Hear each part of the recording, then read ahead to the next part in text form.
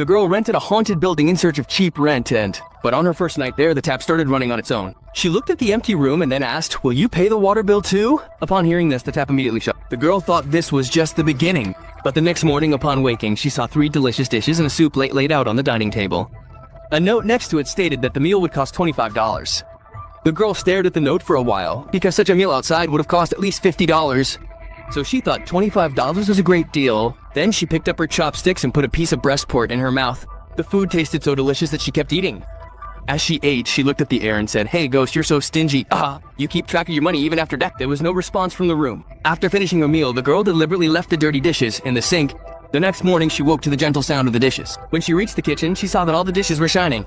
There was another slip beside them which said that the fee for washing dishes would be $5 each time and that the full bill would be settled at the end of the month.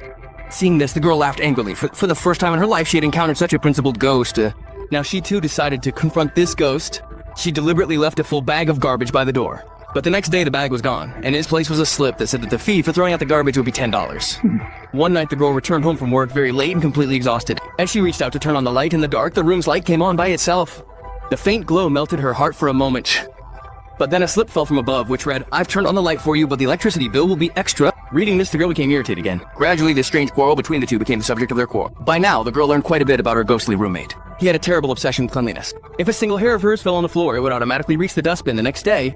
If the books on the shelf were not lined up neatly, they would automatically be arranged by morning. He cooked delicious food, but he would also get offended by small things. If the girl one day said that the vegetables had too much salt, she would be forced to eat only boiled green vegetables for the next 3 days. He also had a sharp tongue. One day, wearing a new dress she had bought on sale, the girl happily posed in front of the mirror. Then, in the steam on the mirror, the words appeared spontaneously, "Your fashion is bad, and your wallet is even worse." Upon reading this, the girl looked angrily at the air and shouted, "Who asked for your advice? You're still so stingy even after death." Then new words appeared on the mirror, reading, "You are no less." Over time, the girl grew accustomed to the ghost. She began to appreciate his presence, because at least she didn't have to eat instant noodles every day. In this big cold city, there was someone who kept the lights on for her, even if he had to make a separate bill for her.